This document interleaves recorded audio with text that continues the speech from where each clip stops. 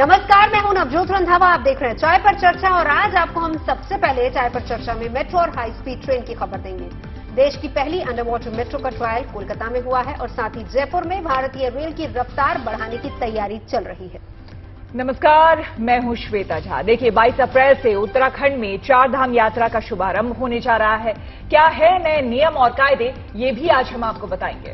नमस्कार, मैं हूं अदिति। चाय पर चर्चा तो चाय का जिक्र साथ होगा, लेकिन मिलवाएंगे आपको एक्टर चाय वाले से भी। क्या बात है। देखिए, चाय से मुझे याद आया, अदरक वाली चाय भाई किस किस को पसंद है? मुझे तो पसंद है भाई। मुझे इलायची वाली पसंद है, लेकिन देखिए सबकी अपनी अपनी पसंद होती है। लेकिन मैं अदरक की चाय वाली बल्कि बात इसलिए कर रही हूँ क्योंकि अदरक की खेती से मालामाल हुए एक किसान की कहानी आपको सुनाऊंगी। मिलवाएंगे आगे उसके साथ। नमस्कार, आपके साथ मैं हूँ रेखा और आपको लिए चलेंगे उस गांव पर भी जहां हमारे जवानों के शौर्य की दास्तां के लिए मशहूर ये गांव हो चुका है। तो चाय पर चर्चा में आज हम बात करेंगे उस इतिहास की जो कोलकाता में दर्ज हुआ है। ये तो आप सभी जानते हैं कि देश की पहली मेट्रो सेवा की शुरुआत कोलकाता से हुई थी। अब सिटी ऑफ जॉय एक और कीर्तिमान अपने नाम करने जा रही है।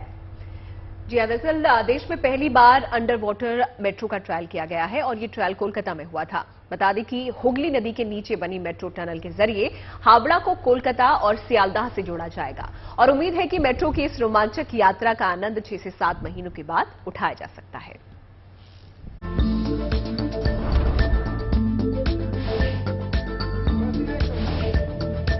इस नजारे को देखकर आप ये महसूस कर रहे होंगे कि इसमें नया क्या है। देश ही नहीं, विदेशों में भी मेट्रो ट्रेन का सफर जमीन के नीचे भी होता ही है, लेकिन इस मेट्रो का ट्रायल खास है क्योंकि मेट्रो हुगली नदी के करीब 33 मीटर नीचे चल रही है और फिलहाल इसका ट्रायल शुरू हुआ है। देश में पहली बार मेट्रो ने नदी के नीचे यात्रा पूरी करके इतिहास रच दिया है। अब तक देश में पानी के नीचे कोई मेट्रो ट्रेन नहीं चली है। तकनीक और इंजीनियरिंग के इस कमाल को कर दिखाया है उसी कोलकाता मेट्रो ने, जिसे 1984 में देश में पहली मेट्रो रेल चलाने का गौरव हासिल है। हम लोगों के लिए एक बहुत गर्व की बात है। ट्रायल रन हम लोग बहुत जल्द शुरू कर देंगे, उसमें आप लोग भी शामिल होंगे। पूरा भारतवासी को यही बोलना चाहते हैं कि आप लोग आइए और कलकत्ता का ये beneath the Hooghly river, Hooghly नदी के नीचे से सफर कीजिए, इसका आनंद लीजिए। 12 अप्रैल 2023 की तारीख कोलकाता ही नहीं, देश के इतिहास में स्वर्ण अक्षरों में अंकित हो गई। ये मेट्रो ट्रेन बुधवार को पश्चिम बंगाल में हुगली नदी के नीचे बनाई गई टनल से होकर कोलकाता से हावड़ा पहुंची। इस सफर में केवल अधिकारी और इंजीनियर सवार थे। हुगली नदी के नीचे मेट्रो आधा किलोमीटर का सफर तय करेगी और इसे पूरा करने में मेट्रो को केवल 45 सेकंड लगेंगे। इसके लिए 2 सुरंगें बनाई गई हैं। हावड़ा से एक्सप्लेनेड तक का रास्ता करीब 4.8 किलोमीटर लंबा है, जिसमें से 520 मीटर हुगली नदी के नीचे सुरंग के जरिए होगा। इस टनल में मेट्रो 80 किलोमीटर की रफ्तार से दौड़ेगी। सुरंग पानी की सतह के स्तर से 32 मीटर नीचे बनाई गई है। इस सुरंग की पूरी लंबाई 10.8 किलोमीटर अंडरग्राउंड है। नदी के नीचे सुरंग बनाना किसी चुनौती से कम नहीं था। पानी की जकड़न, वाटरप्रूफिंग और गास्केट की डिजाइनिंग खास चुनौती थी। सुरंग में पानी के प्रवाह और रिसाव को रोकने के लिए कई सुरक्षात्मक उपाय किए गए हैं। टनल की अंदरूनी दीवारों को हाई क्वालिटी के M50 ग्रेड सीमेंट से बनाया गया है। पानी की एक बूंद भी टनल में प्रवेश नहीं कर सकती। सुरंगों के कंक्रीट के बीच में हाइड्रोफिलिक गास्केट हैं। अगर पानी सुरंग के अंदर आता है तो गास्केट खुल जाएंगी। टनल को भूकंपीय क्षेत्र 3 के मुताबिक बनाया गया है, जिस जोन में कोलकाता आता है, यानी भूकंप का भी इस अंडर वाटर टनल पर कोई असर नहीं होगा। अंडर वाटर मेट्रो का आनंद लेने के लिए अभी लोगों को 6 से 7 महीनों का इंतजार करना होगा, क्योंकि इस दौरान लगातार ट्रायल किए जाएंगे। उम्मीद है कि इस साल के आखिर तक यात्री अंडर वाटर मेट्रो में रोमांचक यात्रा कर सकेंगे। Bureau report, good news today. Vande Bharat express से रेलवे ने रफ्तार के क्षेत्र में एक नया मुकाम हासिल किया है। देश में बुलेट ट्रेन भी चलाने के लिए काम चल रहा है, लेकिन रेलवे हाई स्पीड ट्रेन चलाने के लिए लगातार R&D पर काम कर रहा है। और इसी कोशिश के तहत जयपुर में एशिया का पहला हाई स्पीड टेस्ट ट्रैक तैयार किया जा रहा है। इस ट्रैक पर न केवल ट्रेनों की तेज रफ्तार की टेस्टिंग की जाएगी, बल्कि नए मॉडल की भी टेस्टिंग होगी। और क्या है इस ट्रैक की खासियत, चलिए देख लेते हैं।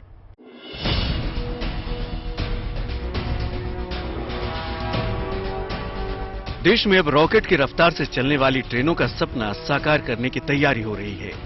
मुंबई अहमदाबाद के बीच बुलेट ट्रेन पर काम तो चल ही रहा है। इससे पहले जयपुर में रेलवे अब एशिया का ये पहला स्पीड टेस्ट ट्रैक बना रही है, जो आने वाले वक्त में रेल की रफ्तार के नए लक्ष्यों को हासिल करने में मददगार होगी। जी, एशिया का तो पहला टेस्टिंग ट्रैक होगा और पूरे विश्व में इस टाइप की टेस्टिंग फैसिलिटी कम्प्रिहेंसिव नहीं है। EN 14363 जो कि उन्नत तकनीक है रोलिंग स्टॉक और रेलवे के कंपोनेंट्स को टेस्ट करने के लिए, उसके हिसाब से कम्प्रिहेंसिव फैसिलिटी यहाँ पे बन रही है। मतलब यहाँ पे आपको उसके अलावा कहीं नहीं जाना है। यहाँ पर फिलहाल 220 किलोमीटर प्रति घंटे की रफ्तार से चलने वाली ट्रेनों, उनके मॉडल्स, रोलिंग स्टॉक, पुलों और उनसे जुड़े तमाम दूसरे साजो सामान की टेस्टिंग की जा सकेगी। बुलेट ट्रेन बहुत ही जल्द आने वाली है और इस लाइन पे हम 220 किलोमीटर पर आवर तक का जो है टेस्ट कर पाएंगे। ना सिर्फ रोलिंग स्टॉक का बल्कि ब्रिजेस का, ट्रैक कंपोनेंट्स का, सिग्नलिंग का, रेलवे के कंपोनेंट्स का, जितने भी तरह के रेलवे के इंफ्रास्ट्रक्चर हैं उन सब का टेस्ट करने के लिए डेडिकेटेड टेस्ट लाइन बनी है। यहाँ तक कि पहाड़ी इलाकों में तेज रफ्तार से कैसे ट्रेन चलेगी, इसके लिए घुमावदार पटरियों पर टेस्टिंग का भी यहाँ पुख्ता इंतजाम किया गया है। देश तो आप जान रहे हैं कि बहुत तरह की उसमें ज्योग्राफिकल फीचर्स हैं, जिसकी वजह से स्टीप कर्व्स भी हैं 2 डिग्री के, 4 डिग्री के, उन सब का रिप्रेजेंटेटिव ये टेस्ट ट्रैक बनाया है। दावा किया जा रहा है कि इस ट्रैक पर जिस ट्रेन सेट ने टेस्टिंग का इम्तिहान पास कर लिया, उसे भारत में कहीं भी सफलतापूर्वक चलाया जा सकेगा। इसके लिए नई तकनीक वाले पुलों के निर्माण पर भी खास ध्यान दिया जा रहा है। इन ग्राफिक्स को अगर जनरल भाषा में समझे और आम यात्री अगर समझना चाहे तो क्या रहेगा? जनरल रेवलेशन जो है, क्या इसका मतलब है? जी, इसमें अब आप ये समझ सकते हैं, इसको में अगर आम भाषा में समझाऊं तो वो ये है कि जो हमारी ट्रेन की स्पीड रहती है उसमें मेन जो कंस्ट्रेंट्स आते हैं वो आपके ब्रिजेस पे या कर्व्स पे आते हैं।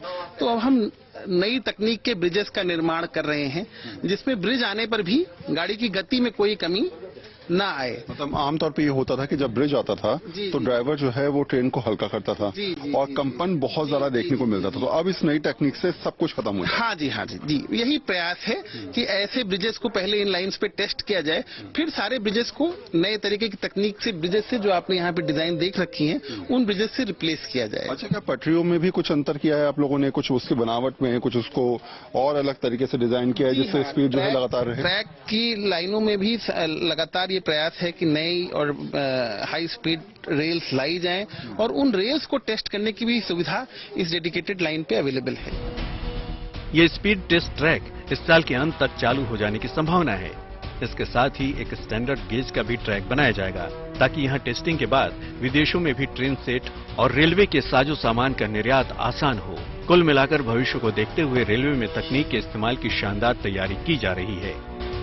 नई तकनीक जो है भारतीय रेल में भी आ रही है, तो ये टेस्ट ट्रैक के माध्यम से आप ये पाएंगे कि हम उस तकनीक को बहुत तेजी से आत्मसात कर सकते हैं। तो assimilation of rolling stock technology, railway technology is going to be very fast once this project completes within a year. साफ है कि नई नीति, नई सोच, नया भविष्य है और बेहतर सोच के साथ आगे बढ़ने की रेलवे की जो सोच है उसका एक जीता जागता उदाहरण है। आप ये कह सकते हैं कि शायद हो सकता है कि आने वाले सालों में हम जिस सोच को लगातार देखते हैं और सोचते हैं कि शायद हम भविष्य में उन ट्रेनों में सफर कर पाएं जो 1 घंटे में 300 किलोमीटर की रफ्तार से चल पाएं, तो हो सकता है कि ये परिकल्पना इसी प्रैक्टिकल से बहुत जल्द सच होती नजर भी आए। कैमरा पर्सन शैलेंद्र के साथ वरुण सिन्हा, जयपुर से Varun Sinha, good news today. वैसे कोई भी सफर सिर्फ स्पीड की वजह से सुहावना नहीं होता, बल्कि सुरक्षा और साफ सुथरे पर्यावरण का असर भी मायने रखता है। और इसी को लेकर चंडीगढ़ में भी एक पहल 1.5 साल पहले की गई थी, जिसके सुखद परिणाम अब सामने आ रहे हैं। हम बात कर रहे हैं इलेक्ट्रिक बस की। चंडीगढ़ में अब आने वाले दिनों में और ज्यादा इलेक्ट्रिक बसें सड़कों पर दिखाई देंगी, क्योंकि पर्यावरण में सुधार के आंकड़ों से उत्साहित चंडीगढ़ प्रशासन और ज्यादा इलेक्ट्रिक बसें उतारने जा रहा है।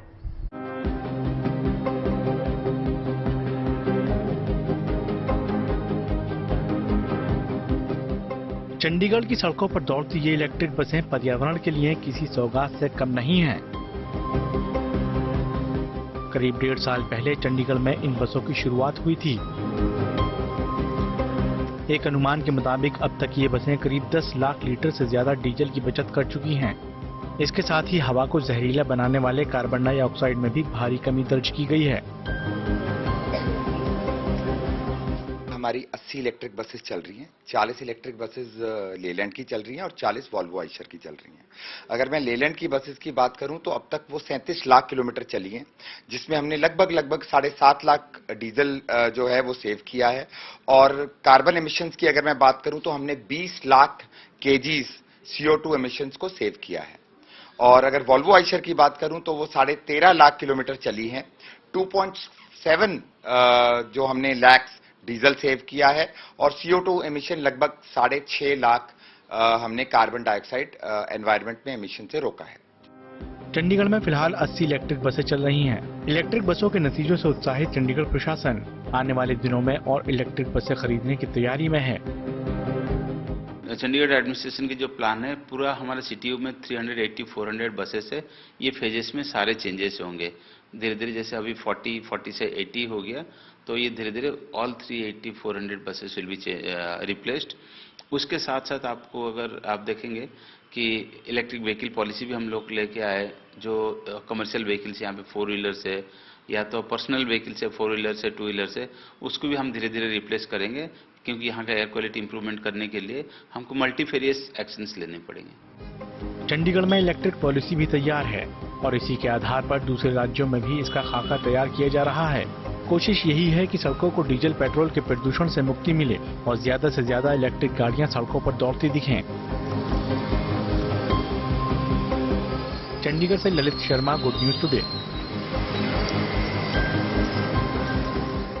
22 अप्रैल से उत्तराखंड में चारधाम यात्रा का शुभारंभ होने जा रहा है और इस बार ये यात्रा भक्तों के लिए विशेष होने वाली है, क्योंकि भक्तों को भगवान के दर्शन आसानी से हो पाएंगे। इसीलिए तमाम कोशिशें की जा रही हैं। उत्तराखंड सरकार लगातार चारधाम यात्रा में भक्तों की सुविधाएं बढ़ाने की प्लानिंग कर रही है।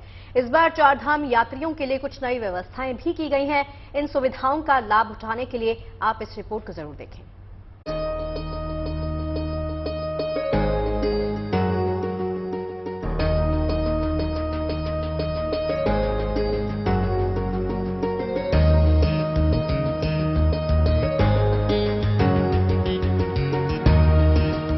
इस बार बाबा केदार के दर्शन के लिए लंबा इंतजार नहीं करना पड़ेगा और बड़ी आसानी से बद्री विशाल के दर्शन होंगे। गंगोत्री यमुनोत्री में भी पूजा अर्चना में देर नहीं लगेगी, क्योंकि उत्तराखंड में इस बार चारधाम यात्रा पर आने वाले श्रद्धालुओं और भक्तों की सहूलियत के लिए खास व्यवस्था की गई है।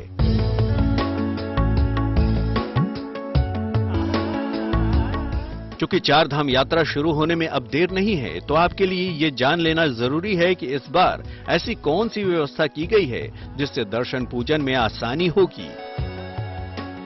तो आपको बता दें कि अब चारधाम यात्रा में दर्शन के लिए श्रद्धालुओं को स्लॉट और टोकन अलॉट किए जाएंगे। इसके साथ साथ चारों धामों पर कतार प्रबंधन की व्यवस्था भी लागू की जा रही है।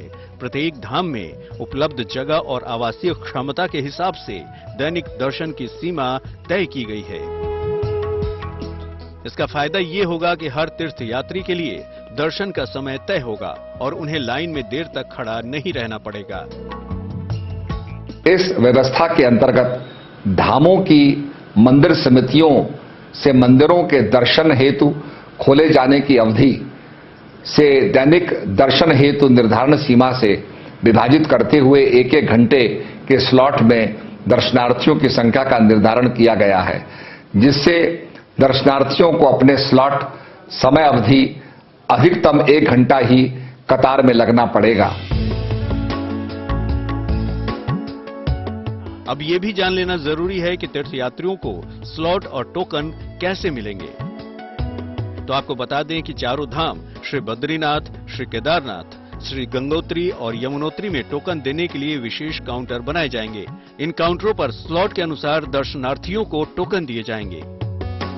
ये भी जान लीजिए कि चारधाम यात्रा 22 अप्रैल से शुरू होने जा रही है। 22 अप्रैल को अक्षय तृतीया के दिन गंगोत्री और यमुनोत्री धाम के कपाट खुलेंगे, जबकि केदारनाथ धाम के कपाट 25 अप्रैल को तो बद्रीनाथ के 27 अप्रैल को खुलेंगे। चारधाम यात्रा के लिए अभी तक 13,37,000 से ज्यादा यात्री रजिस्ट्रेशन करवा चुके हैं। माना जा रहा है कि स्लॉट और टोकन की नई व्यवस्था लागू होने से तीर्थयात्रियों को दर्शन पूजन में सहूलियत तो होगी ही, उन्हें साथ ही साथ चारों धाम के आसपास की सैर का भी पर्याप्त मौका मिलेगा। देहरादून से अंकित शर्मा के साथ bureau report, good news today. और अब बात करते हैं एक ऐसे मंदिर की जो कि साल में एक बार ही खुलता है और भगवान शिव के दुर्लभ मणि का दर्शन होता है। इस बार ये सौभाग्य भक्तों को 12 अप्रैल को हासिल हुआ है। दरअसल राजस्थान के पाली में स्थित आमलेश्वर महादेव को उत्तर भारत का रामेश्वरम धाम माना जाता है, क्योंकि कहा जाता है कि यहाँ के मंदिर में दुर्लभ मणि का दर्शन करने मात्र से दक्षिण भारत के रामेश्वरम मंदिर में महादेव के दर्शन का फल मिलता है।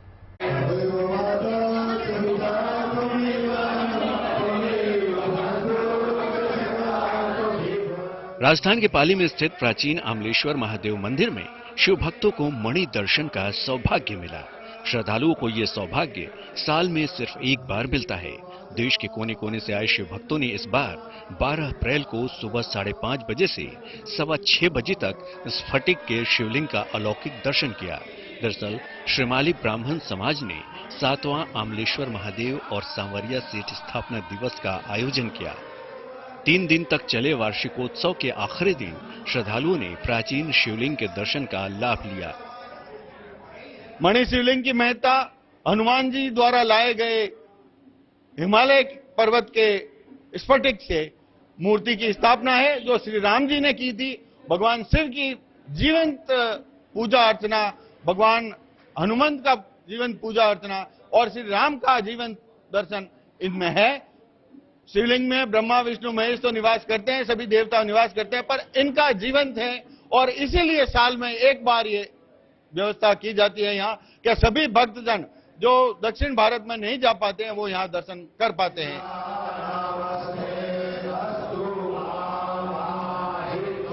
मान्यता है कि पाली के आमलेश्वर महादेव के दर्शन से श्रद्धालुओं को वही पुण्य मिलता है जो रामेश्वर में भगवान राम की ओर से स्थापित शिवलिंग के दर्शन से मिलता है।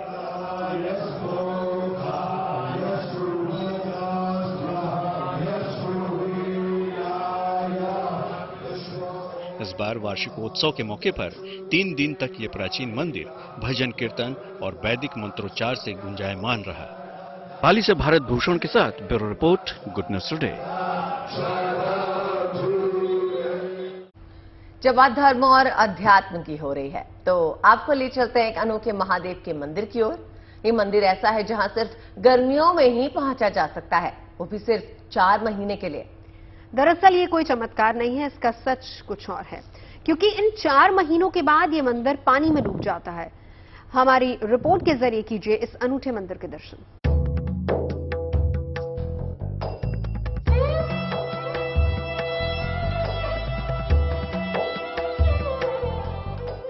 भारत में महादेव के कई भव्य और दिव्य धाम हैं। भोलेनाथ के ऐसे कई मंदिर हैं जहां भगवान शंकर की महिमा अपरंपार है। ऐसा ही एक मंदिर पुणे में भी है, जिसके दर्शन साल में सिर्फ एक ही बार किए जा सकते हैं और उसके बाद मंदिर जलमग्न हो जाता है।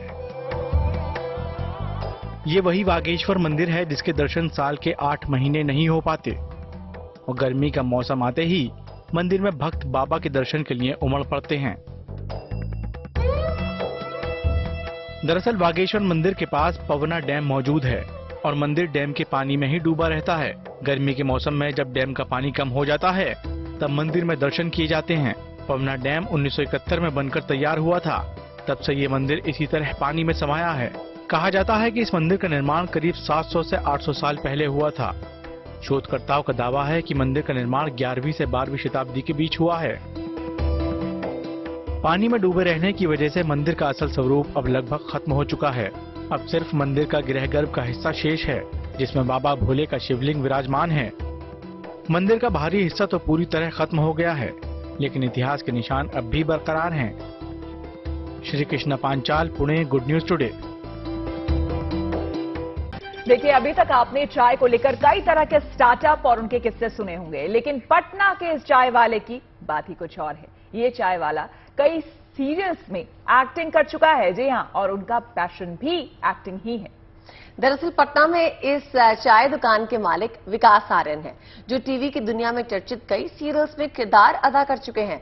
हालांकि चाय की दुकान किस हालात में चला रहे हैं, ये अगर जानना है आपको तो उनकी दुकान तक चलना होगा। चलिए।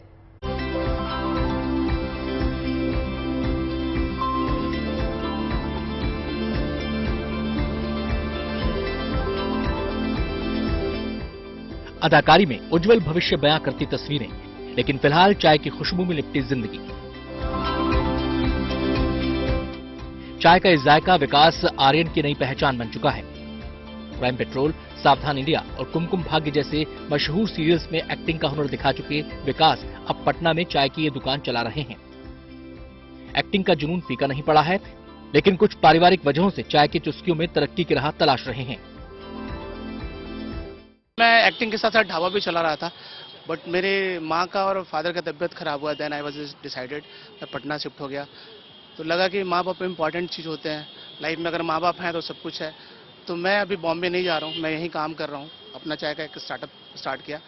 माँ बाप का हमेशा तबीयत खराब रहता है, वीकली चेकअप होता है, तो इसलिए मैं पटना स्टे कर गया। हालात ने चुनौती पेश की तो विकास को चाय की खुशबू में ही आगे की राह दिखी।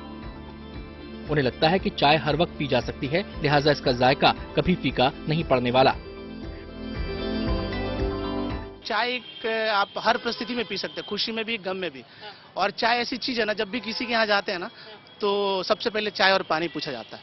तो चाय एक अच्छी चीज है और चाय आप हमेशा पी सकते हो। पटना से शुरुआत करने के बाद विकास कुछ और शहरों में चाय की दुकान खोलकर अपने इस कारोबार को आगे ले जाने की तैयारी में है। पटना से श्वेता सिंह के साथ bureau report, good news today. चाय के बाद अब अदरक की बात कर लेते हैं। चाय में अदरक डालने पर चाय का स्वाद वैसे बढ़ जाता है। ये अलग बात है कि कुछ लोगों को अदरक वाली चाय ना पसंद है। वैसे अदरक की खेती ने ना महाराष्ट्र के एक किसान को मालामाल कर दिया है। ये संभाजी राव स्कूल से रिटायर्ड कर्मचारी है और उन्होंने पहली बार 2021 में 1.5 एकड़ में अदरक की खेती की थी, लेकिन नुकसान उठाना पड़ा। पर उन्होंने हार नहीं मानी और फिर से अदरक की खेती ने उन्हें मालामाल कर दिया है। देखिए। कहते हैं मेहनत और कोशिश करने वालों की कभी हार नहीं होती, हौसलों से कभी मंजिल दूर नहीं होती। इस कहावत को एक बार फिर महाराष्ट्र के बारामती में एक किसान ने सच साबित कर दिया। महाराष्ट्र में एक तरफ जहां किसानों को प्याज की अच्छी कीमत नहीं मिल रही, या यूं कहें कि प्याज की लागत भी नहीं निकल पा रही, वहीं दूसरी तरफ बारामती में एक किसान ने अदरक की खेती से लाखों का मुनाफा कमाया है। दरअसल बारामती के निम्बूत गांव के संभाजी राव काकड़े ने रिटायरमेंट के बाद खेती की ओर रुख किया और साल 2021 में करीब 1.5 एकड़ में अदरक की खेती की। लेकिन पिछली बार अदरक के दाम अच्छे नहीं मिलने से उन्हें काफी नुकसान हुआ, लेकिन संभाजी राव ने हार नहीं मानी और एक बार फिर से 2 एकड़ में अदरक की खेती की, जिसमें उन्हें करीब 15 लाख रुपए का मुनाफा हुआ। 2 साल पहले मैं सोमेश्वर विद्यालय से ऑफिस सुपरिटेंडेंट के पद से सेवानिवृत्त हो गया। तो हमने 1 एकड़ में अदरक लगाया। वो साल हमको थोड़ा घाटा हो गया, 10-12 हज़ार पर टन हमको रेट मिला, लेकिन उस हमने छोड़ा नहीं। दूसरे साल भी फिर अदरक लगाया 1.5-2 एकड़ में, तो उसमें हमको 15-16 लाख का फायदा हो गया। सबसे खास बात यह है कि संभाजी राव ने अदरक की उपज के लिए जैविक खादों का इस्तेमाल किया। नतीजा ये रहा कि अदरक की पैदावार अच्छी हुई। संभाजी राव की ये मेहनत और लगन दूसरे किसानों के लिए भी एक मिसाल बन गई है। बारामती से बसंत मोरे के साथ bureau report, good news today.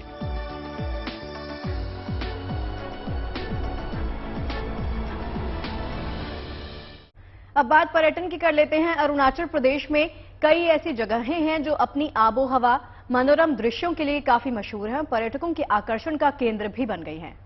आपको बता दें कि आज हम आपको एक ऐसे ही गांव में लिए चलेंगे जो कि 1962 में भारत चीन युद्ध में चीन को नाको चबाने वाले भारतीय रणबांकुरों की जाबाजी की दास्तां के लिए मशहूर है और अब टूरिस्ट के आकर्षण का केंद्र बन गया है।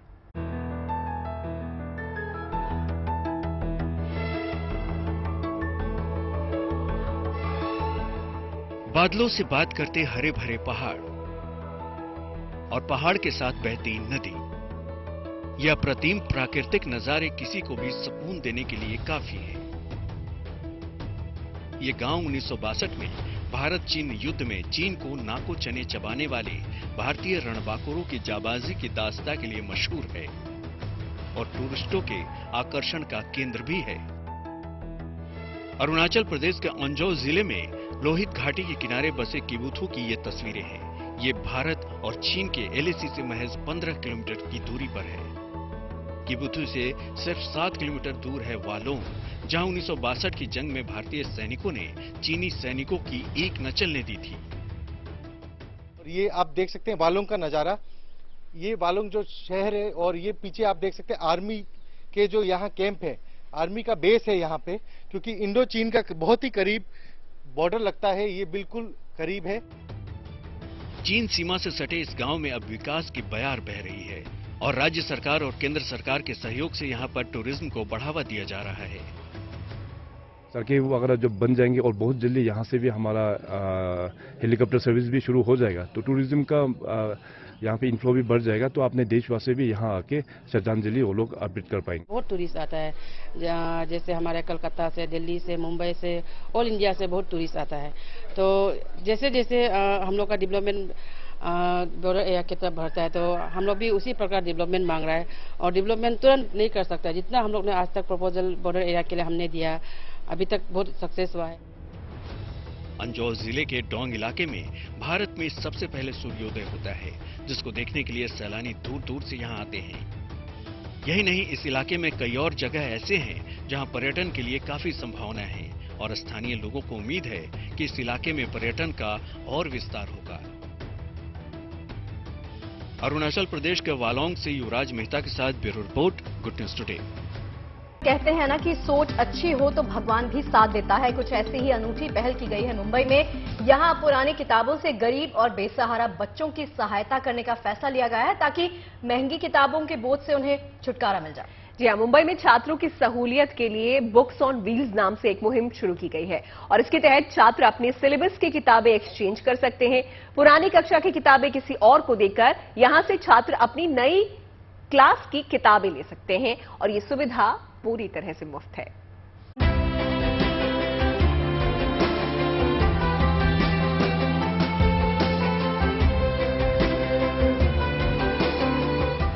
स्कूलों की महंगी फीस और महंगी किताबों का बोझ कई पेरेंट्स के लिए मुसीबत बन जाता है।